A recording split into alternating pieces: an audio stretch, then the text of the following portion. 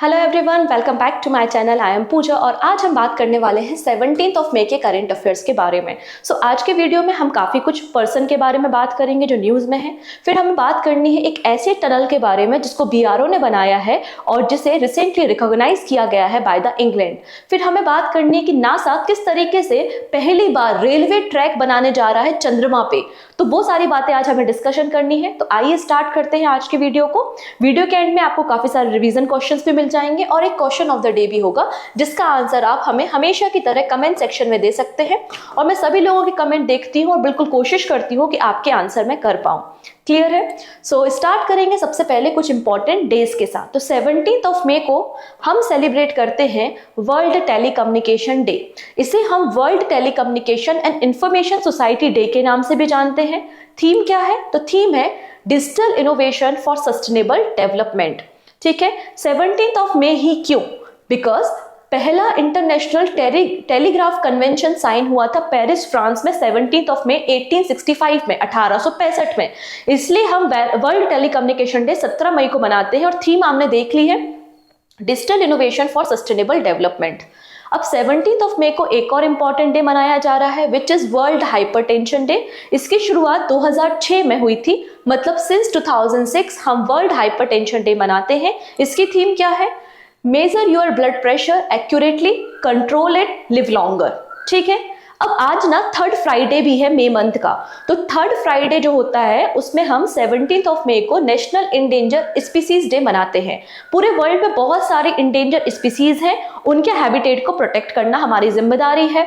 यहाँ पर थीम आप देखेंगे सेलिब्रेट सेविंग स्पीसीज इसकी थीम है। और इस दिन के फाउंडर कौन है? तो आपको एक नाम देखने को मिलेगा, David Robinson and endangered species coalition ने इस दिन की शुरुआत की थी। सिंस 2006 हम यहाँ पे नेशनल इंडेंजर स्पीसीज डे मनाते हैं।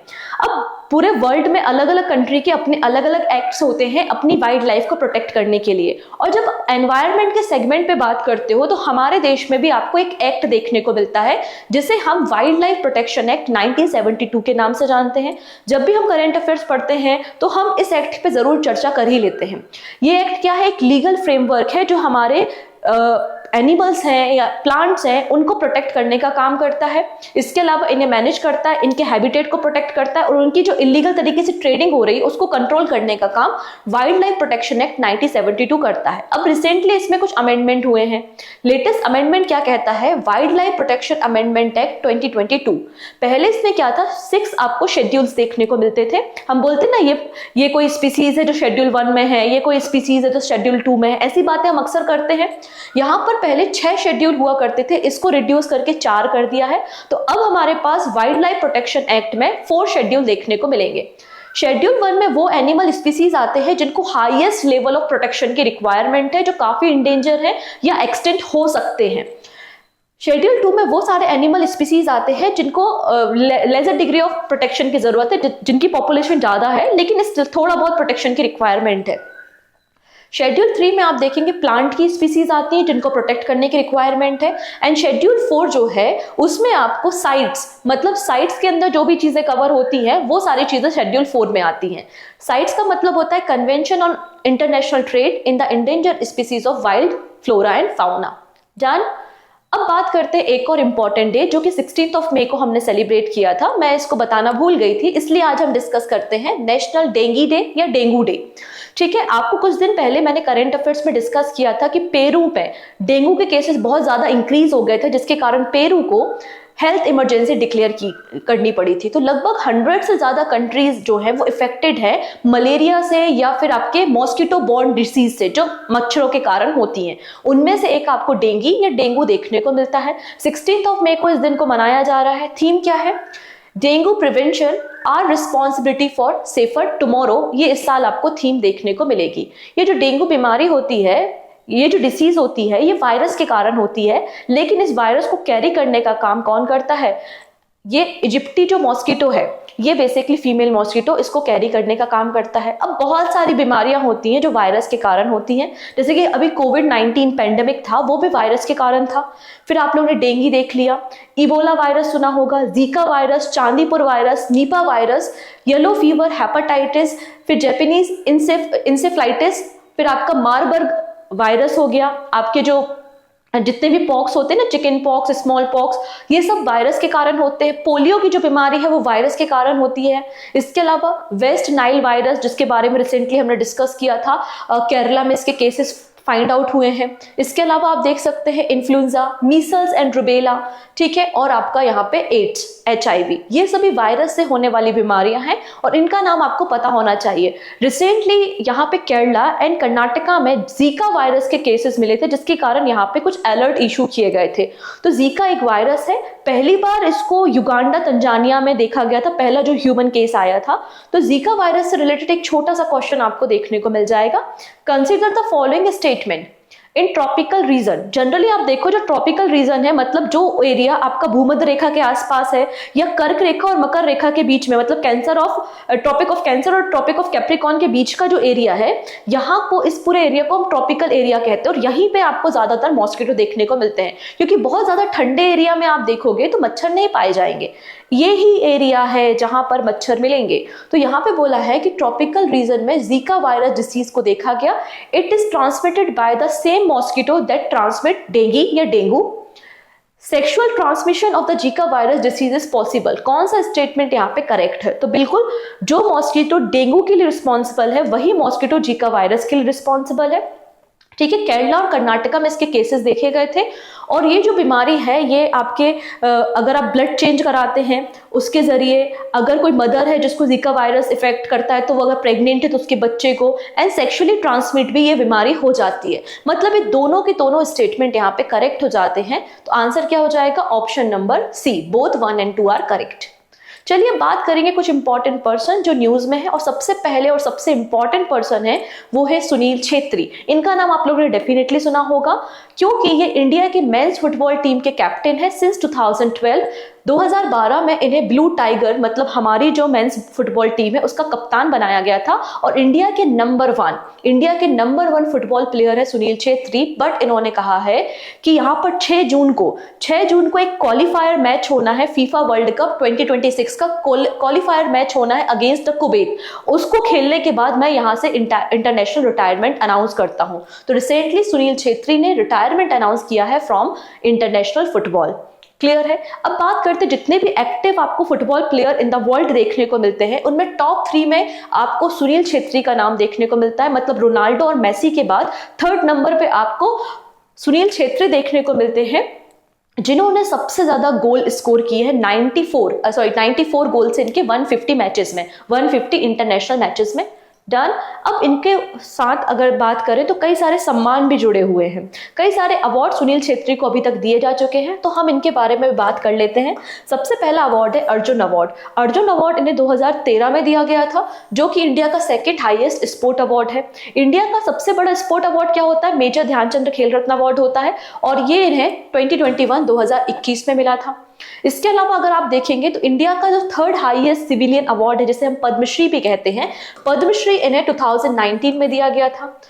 ऑल इंडिया फुटबॉल फेडरेशन ने mail player of the year 7 time Sunil Chhetri को बनाया है। तो ये कुछ इनके इंपॉर्टेंट अवार्ड्स है, ऑनर्स है, आपको इन्हें याद रखना है। अगले पर्सन भी इंपॉर्टेंट है जिनका नाम है नीरज चोपड़ा, और हमको पता है जेवलिन थ्रो से इनका एसोसिएशन है।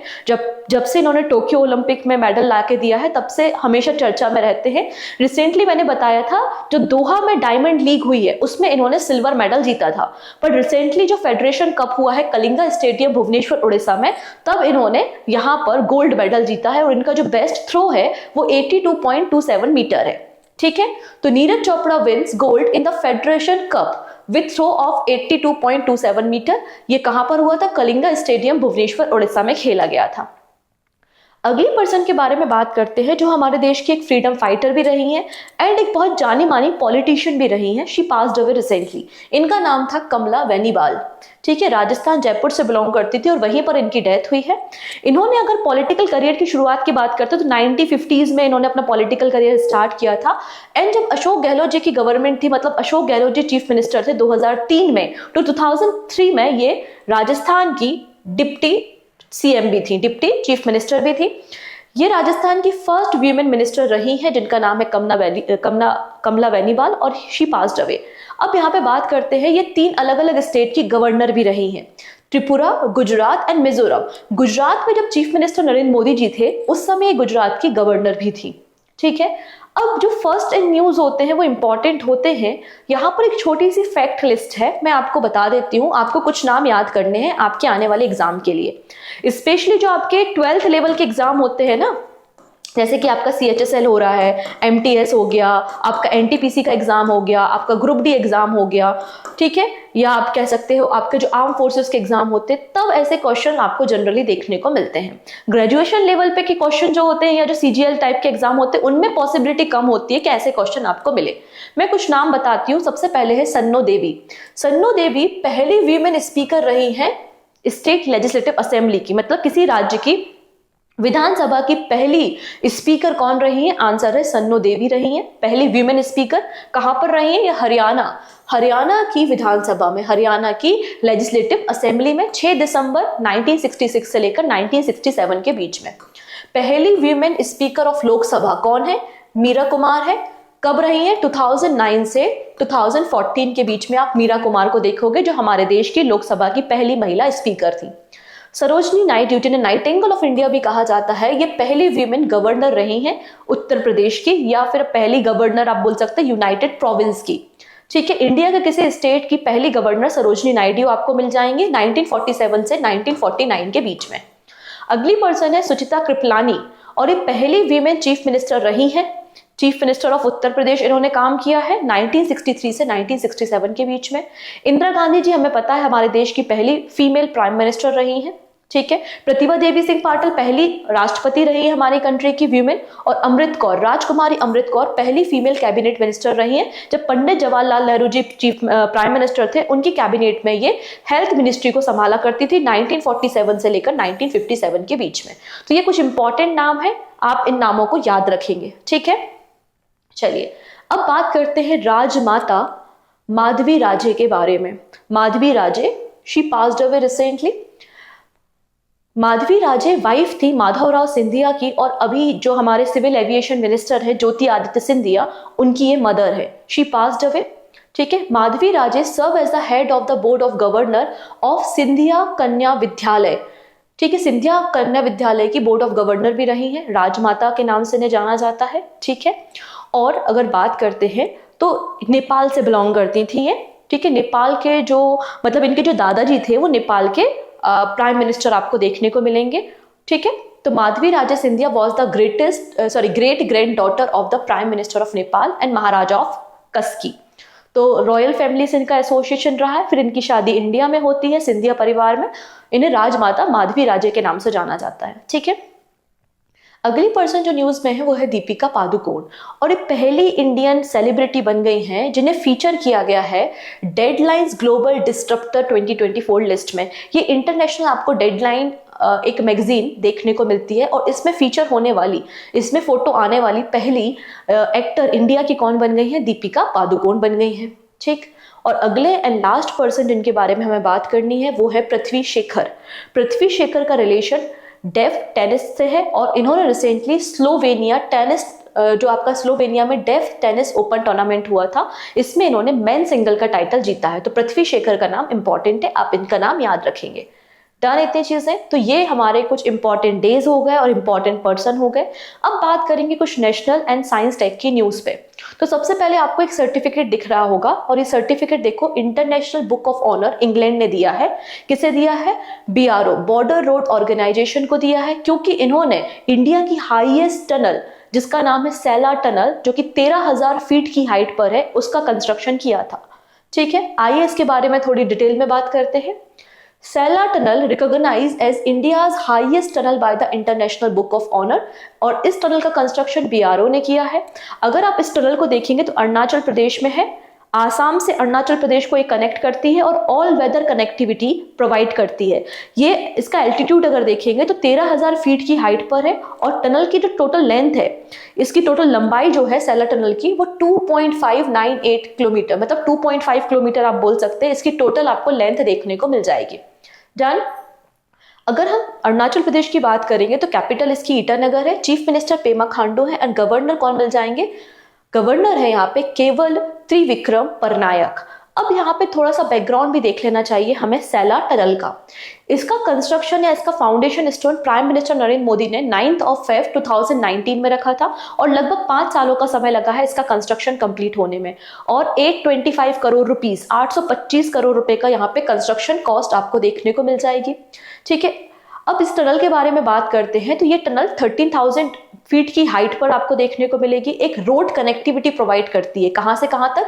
तेजपुर आसाम को कनेक्ट करती है Tawang west Kameng district of the Arunachal Pradesh. तो असम से एक तरीके से अरुणाचल प्रदेश को कनेक्ट करने का काम करती है। अगर इसको कंस्ट्रक्ट करने के लिए हम टेक्नोलॉजी की बात करते हैं तो यहाँ पर आप देखेंगे सैला टनल को कंस्ट्रक्ट करने के लिए ऑस्ट्रियन टनलिंग मेथड का इस्तेमाल किया गया था। अब हमने यहाँ पे सैला टनल के बारे में कुछ बातें सीख ली है। क्या? कि इसका कंस्ट्रक्शन बीआरओ ने किया था, फाउंडेशन स्टोन 2019 में रखा गया था, इसकी हाइट 13,000 फीट पर आपको देखने को मिलेगा, इसकी लेंथ आपको 2.59 किलोमीटर देखने को मिलेगी और ये इंडिया की हाईएस्ट टनल आपको देखने को मिल जाएगी ऑल वेदर कनेक्टिविटी के साथ। इसकी बात हमने कर ली तो हमें एक और टनल के बारे में पता होना चाहिए which is Atal tunnel. Atal tunnel को हम रोहतांग टनल के नाम से भी जानते हैं। सैला टनल आपको अरुणाचल प्रदेश में मिलेगी और ये टनल आपको हिमाचल प्रदेश में देखने को मिल जाएगी। ठीक है, ये पीर पंजाल रेंज ऑफ हिमाचल प्रदेश में आपको देखने को मिलेगी, लेह मनाली हाईवे पे हिमाचल प्रदेश इंडिया में। अगर इसकी बात करें तो इसकी टोटल लेंथ 9.02 किलोमीटर की आपको देखने को मिल जाएगी और 3,000 मीटर की हाइट पर इस टनल को बनाया गया है। ठीक है, ये एक टनल जो है आप देखेंगे कि ये वर्ल्ड की लॉन्गेस्ट हाईवे टनल है, वर्ल्ड की लॉन्गेस्ट हाईवे टनल। तो ये हाईएस्ट है और ये आपकी लॉन्गेस्ट टनल आपको देखने को मिल जाएगी जो कि मनाली को लाहौर स्पीति वैली के साथ कनेक्ट करती है। डन इतनी चीजें? चलिए नेक्स्ट बात करते हैं भीष्म प्रोजेक्ट के बारे में। भीष्म का फुल फॉर्म क्या है? भारत हेल्थ इनिशिएटिव फॉर सहयोग हित एंड मैत्री। इंपॉर्टेंट नाम है, इंपॉर्टेंट एब्रीविएशन है, याद रखना, भारत हेल्थ इनिशिएटिव फॉर सहयोग हित एंड मैत्री। ठीक है, अब इन्होंने देखिए ये जो पोर्टेबल क्यूब्स है, दिख रहा है ये आपके पोर्टेबल क्यूब्स, इनको रिसेंटली इंडियन एयरफोर्स ने एयरप्लेन से ड्रॉप किया और आगरा में लैंड कराया। ये जो आपको पोर्टेबल हॉस्पिटल्स दिख रहे हैं, ये एक हॉस्पिटल कहीं पे आप इजिली डिप्लॉय कर सकते हैं और ये हॉस्पिटल 200 पेशेंट को मैनेज करने में कैपेबल है। तो Bhishm project portable cubes were drop from airplane by the Indian air force in Agra.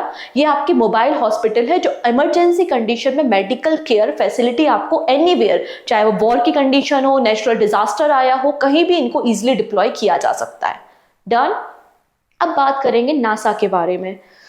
NASA चंद्रमा पे रेलवे ट्रैक बना रहा है। क्यों बना रहा है? क्या जरूरत पड़ गई? ट्रेन चलाएगा क्या वहां पे? ऐसा कुछ नहीं है। नासा का अपना एक प्रोजेक्ट है कि 2030 तक नासा को लूनर मतलब चंद्रमा की सरफेस पे अपना एक बेस स्टेशन सेटअप करना है जहां पे नासा के एस्ट्रोनॉट जाएंगे और वहां पर रह के क्या करेंगे? रिसर्च वर्क करेंगे। तो जब नासा के एस्ट्रोनॉट इस लेबोरेटरी में रहेंगे, इस बेस स्टेशन में रहेंगे, तो ऑब्वियसली बात है इनकी कुछ डेली नीड्स होंगे, कुछ ट्रांसपोर्टेशन की रिक्वायरमेंट होगी, इसलिए यहाँ पर इस तरीके से रेलवे ट्रैक को बना रहा है NASA. So NASA plan to develop first railway station on moon.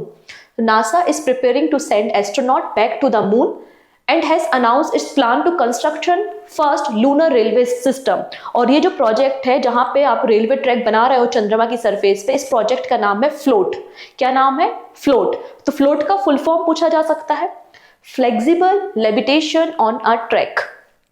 ठीक है, अब ये जो पेलोड कैपेसिटी की बात करते हैं तो ये जो रेलवे ट्रैक बनाया जाएगा ये 100 टन डेली पेलोड को कैरी करने में कैपेबल है और यहाँ पर जो भी रोबोट या ऑटोमेटिक जो भी सिस्टम यहाँ पे चलेगा वो उसकी स्पीड कितनी होगी? 1.61 किलोमीटर अप्रोक्सीमेटली बताई गई है per hour.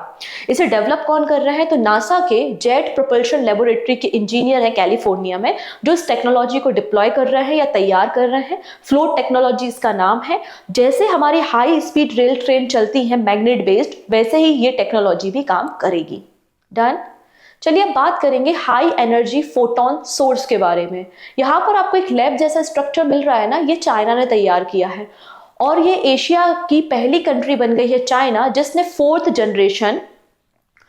Generation synchrotron light source तैयार किया है। ठीक है, कंप्लीट कर लिया है हाई एनर्जी फोटोन सोर्स को, मतलब ये बहुत हाई एनर्जी एक्स रेज को प्रोड्यूस कर सकता है और इन एक्स रेज का इस्तेमाल फ्यूचर में मेडिकल ट्रीटमेंट हो गया, रिसर्च वर्क हो गया, इसमें किया जा सकता है। This advance facility will produce some of the world brightest X rays, significantly enhancing research capabilities across the various scientific field।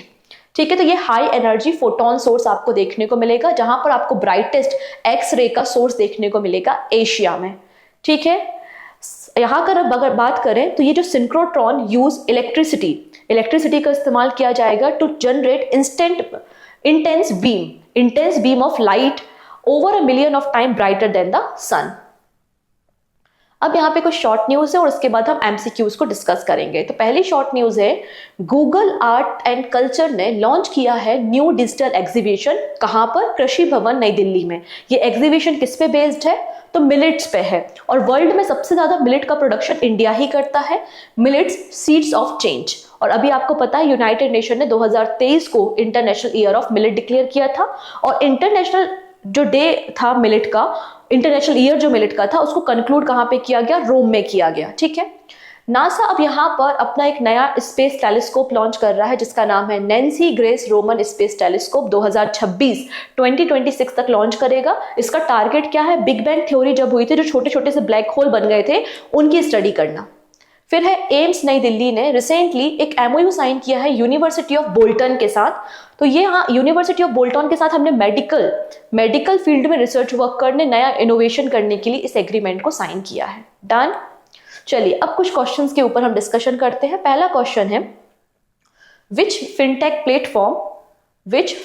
Platform has partner with LankaPay to allow its user to pay using UPI across Sri Lanka. तो लंका पे जैसे हमारा UPI है, वैसा ही इनका लंका पे है। ठीक है, श्रीलंका में आपको देखने को मिलेगा। तो अगर आप श्रीलंका घूमने के लिए जाते हैं और कहीं पर आपको कुछ खरीदने का मन हो गया, कुछ खाने पीने का मन हो गया, तो लंका पे का जो क्यूआर कोड है, आप उसे स्कैन करके अपने पर्सनल यूपीआई से पेमेंट कर सकते हैं, जिसमें आपका यूपीआई से पेमेंट हो जाएगा। आपका जो इंडियन रुपीज है उसमें आपका रिडक्शन हो जाएगा। तो आपको जब आप श्रीलंका जाते हैं तो आपको करेंसी को कन्वर्ट कराने की जरूरत नहीं है और कैश को कैरी करने की जरूरत नहीं है। तो टूरिज्म को प्रमोट करने के लिए एक तरीके से ये एग्रीमेंट साइन किया है। आंसर हो जाएगा फोन पे। तो फोन पे एक फिनटेक प्लेटफॉर्म है जिसने पार्टनरशिप की है लंका पे के साथ to allow its user to pay using UPI across Sri Lanka. Done, option A बिल्कुल करेक्ट हो जाएगा। बाकी इन्फॉर्मेशन यहाँ पे मेंशन है जैसा कि मैंने आपको साथ डिस्कस किया। User can scan Lanka QR code to make secure and quick payment without carrying cash और कैलकुलेटिंग करेंसी कन्वर्जन। मूडीज, तो मूडीज की रेटिंग के अकॉर्डिंगली FY25 में भारत की इकोनॉमी ग्रोथ कितनी रहेगी? 2025 में इन्होंने एस्टिमेट किया है कि भारत की इकोनॉमी ग्रोथ 6.6% रहेगी। कितना रहेगी? 6.6%।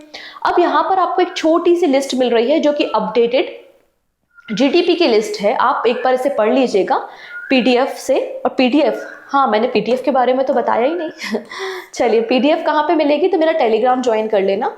ठीक है, टेलीग्राम की लिंक डिस्क्रिप्शन में भी है, या आप सर्च कर लीजिएगा पूजा जैन CA 247, तो भी आप मेरे टेलीग्राम तक पहुंच सकते हैं। और वहां से आप सारी की सारी पीडीएफ जो अभी तक क्लासेस हैं ली है मैंने, जैसे कि मिनिस्ट्री ऑफ फाइनेंस की सारी गवर्नमेंट स्कीम मैंने डिस्कस की हैं आप लोगों के साथ। इसके अलावा मैंने टॉप 100 MCQ आपके अप्रैल मंथ के डिस्कस कर रहे हैं करेंट अफेयर्स के। वैसे ही मैंने दिसंबर मंथ और नवंबर मंथ के भी 2023 के टॉप 100 करंट अफेयर्स के MCQ डिस्कस किए हैं। और अभी तो मैंने हिस्ट्री भी स्टार्ट कर दी है। हिस्ट्री के 2 वीडियो हो चुके हैं, arrival of Portuguese in India और उनके जो सेटलमेंट्स थे with PYQs, and second video है arrival of Dutch and Danish with their settlement with PYQs। तो ये दोनों वीडियोज भी अपलोड हो चुके हैं। इन सब की PDF आपको टेलीग्राम से मिल जाएगी। ओके, ठीक है। चलो, which bank has secured the distinction of being the first bank to become the trading cum clearing member of the IIBX, मतलब India international bullion exchange at the gift city Gujarat. तो यहाँ पर आपको मैंने कल डिस्कस किया था about the state bank of India. तो स्टेट बैंक ऑफ इंडिया पहला ट्रेडिंग कम क्लियरिंग मेंबर बन चुका है IIBX में। ठीक है, ऑप्शन नंबर ए बिल्कुल करेक्ट है। आभा कठुआ रिसेंटली न्यूज में थी। आपसे पूछा जा रहा है कि ये किस स्पोर्ट से एसोसिएटेड है। तो आभा कठुआ का रिलेशन आपको शॉर्ट पुट से देखने को मिलेगा, गोला फेंक से संबंधित है, option B. Fast bowler James Anderson, इन्होंने रिसेंटली इंटरनेशनल क्रिकेट से रिटायरमेंट अनाउंस कर दिया है। सिंपल सा क्वेश्चन है कि किस कंट्री से बिलोंग करते हैं, तो आंसर हो जाएगा इंग्लैंड के प्लेयर है, ऑप्शन ए। अब यहाँ पे एक छोटी सी लिस्ट अगेन दे दी गई है, रिसेंटली जो रिटायरमेंट जिन प्लेयर्स ने लिया, जैसे कि हमारे लिए बहुत इंपॉर्टेंट है सौरभ घोषाल, ठीक है, इस कॉज से एसोसिएटेड थे और इन्होंने अभी रिसेंटली रिटायरमेंट अनाउंस किया है। बाकी लोगों के नाम भी आप पढ़ सकते हैं। और वीडियो पसंद आ रहा है, यूजफुल लग रहा है, आपको लगता है यहाँ से क्वेश्चन आएंगे नहीं 100% आएंगे, ठीक है, तो बिल्कुल आप लिंक को शेयर कर सकते हैं। पहली बार आए हो तो चैनल को सब्सक्राइब कर लेना, जिससे अपकमिंग क्लासेस के नोटिफिकेशन आपको मिल सके। ओके, चलिए बात करते हैं, which country has become the country with the highest data centre capacity in Asia Pacific region. कल मैंने बताया था कि वो कौन सी कंट्री है जो एशिया पैसिफिक रीजन में जिसके पास डेटा कैपेसिटी सबसे ज्यादा है, और इसने overtake Australia, Japan, south Korea को भी कर दिया है। और इनका टारगेट है कि 2026 तक 1800 megawatt data centre capacity build करनी है। सो आंसर हो जाएगा यहाँ पर इंडिया, ठीक है। Recently Sela tunnel recently news में है, has been recognised as the highest tunnel of India by the international book of honour England. ये सैला टनल कहां पर है, तो ये टनल आपको देखने को मिलेगी अरुणाचल प्रदेश में, ऑप्शन ए बिल्कुल करेक्ट है। नेक्स्ट है लॉरेंस वोंग, रिसेंटली किस कंट्री के नए प्राइम मिनिस्टर बन गए हैं, तो कल हमने डिस्कशन किया था इनके बारे में, आंसर हो जाएगा 4th नंबर के प्राइम मिनिस्टर बन गए हैं ये सिंगापुर के, ऑप्शन नंबर डी। अब रिसेंटली ये जो नए अपॉइंटमेंट हुए हैं प्राइम मिनिस्टर या प्रेसिडेंट के, उनको देख लीजिए। जैसे कि president of Russia 5th time के लिए व्लादिमीर पुतिन बन गए हैं। President of Panama Jose Raul Mulino बन गए हैं। Prime minister of Solomon island Jeremiah Manele बन गए हैं। Deputy prime minister of Pakistan Ishaq Dar बन गए हैं। तो इनको आप थोड़ा सा याद रखेंगे, ठीक है। सुनील छेत्री, जिन्होंने रिसेंटली अनाउंसमेंट किया है इंटरनेशनल इवेंट से, पूछा जा रहा है ये किस कंट्री के, इंडिया के हैं, किस स्पोर्ट्स से एसोसिएटेड है, आंसर है फुटबॉल। अब नासा ने रिसेंटली अपना एक एम्बिशियस प्लान रिवील किया है कि हम फ्लोट को लॉन्च करेंगे, जो कि पहला लूनर रेलवे सिस्टम होगा। पूछा जा रहा है कि फ्लोट का फुल फॉर्म क्या है। सो फ्लोट का मतलब है flexible levitation on a track, option number D is the right answer. Indian skill competition, जो कि इंडिया का बिगेस्ट स्किल प्रोग्राम है, रिसेंटली कहां पर स्टार्ट हुआ है, तो इंडिया स्किल कंपटीशन की शुरुआत नई दिल्ली में आपको देखने को मिलेगी। 61 अलग अलग स्किल्स में यहाँ पे कंपटीशन होंगे और हर 2 साल में इंडिया स्किल कंपटीशन होता है। Indian cyber crime coordination centre, जिसको हम I4C के नाम से जानते हैं, recently seen in the news, it is operated under which ministry, तो Indian cyber crime coordination centre ministry of home affairs के अंदर काम करता है। किसके अंदर काम करता है, option number C is the right answer. इन्होंने रिसेंटली माइक्रोसॉफ्ट की मदद से 1000 स्काइप आईडी को ब्लॉक किया है, जो कि इन्वॉल्व थी लोगों को ब्लैकमेल करने के लिए, लोगों के एक्सटॉर्शन के लिए रिस्पॉन्सिबल थी। तो 1000 स्काइप आईडी को रिसेंटली ब्लॉक किया गया है, इसलिए ये न्यूज में है। And this is question of the day. कल मैंने आप लोगों को एक कैनेडियन ऑथर के बारे में बताया था जिनको नोबेल प्राइज मिला है लिटरेचर की फील्ड में। उनका नाम है एलिस मुनरो और रिसेंटली इनकी डेथ हो गई है। पूछा जा रहा है कि कब इनको नोबेल प्राइज मिला है। जो भी सही आंसर होगा वो आप मुझे कमेंट सेक्शन में बताएंगे। बाकी सारी बातें हम नेक्स्ट वीडियो में डिस्कस करते हैं एंड टेलीग्राम से कनेक्ट हो जाएगा। इसके अलावा आप टेलीग्राम पे मुझे सर्च करके जो भी डाउट है वो पूछ भी सकते हैं। So take care and bye bye.